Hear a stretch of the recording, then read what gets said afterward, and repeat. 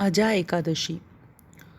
युधिष्ठिर ने पूछा, जनार्दन, अब मैं ये सुनना चाहता हूँ कि भाद्रपद मास के कृष्ण पक्ष में कौन सी एकादशी होती है।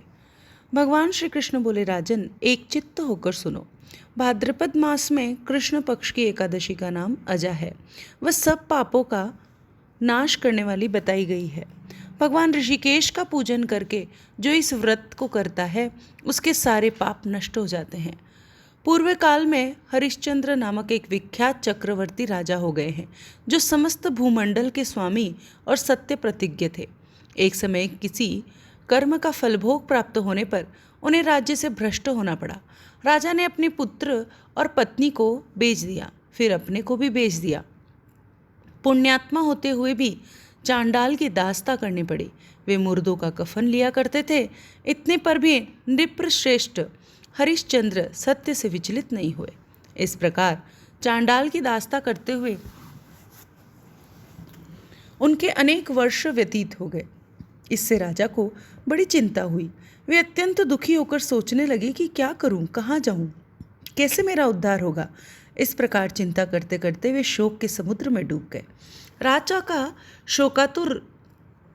को शोकातुर जानकर महर्षि गौतम उनके पास आए। श्रेष्ठ ब्राह्मण को अपने पास आया हुआ देखकर नृपश्रेष्ठ ने उनके चरणों में प्रणाम किया और दोनों हाथ जोड़कर गौतम के सामने खड़े होकर अपना सारा दुखमय समाचार कह सुनाया। राजा की बात सुनकर महर्षि गौतम ने कहा, राजन, भादों के कृष्ण पक्ष में अत्यंत कल्याणमयी अजा नामक एक एकादशी आ रही है, जो पुण्य प्रदान करने वाली है। इसका व्रत करो, इससे पाप का अंत होगा। तुम्हारे भाग्य से आज के 7वें दिन एकादशी है। उस दिन उपवास करके रात में जागरण करना। ऐसा कहकर महर्षि गौतम अंतर्धान हो गए। मुनि की बात सुनकर राजा हरिश्चंद्र ने उस उत्तम व्रत का अनुष्ठान किया। उस व्रत के प्रभाव से राजा सारे दुखों से पार हो गए। उन्हें पत्नी पुनः प्राप्त हुई, पुत्र का जीवन मिल गया। आकाश में दुंदुभियां बज उठी, देवलोक से फूलों की वर्षा होने लगी। एकादशी के प्रभाव से राजा ने निष्कंटक राज्य प्राप्त किया और अंत में वे पुरजन तथा परिवारजनों के साथ स्वर्गलोक को प्राप्त हुए।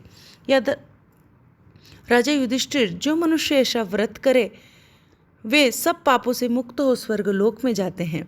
इससे पढ़ने और सुनने से अश्वमेध यज्ञ का फल मिलता है। नारायण नारायण।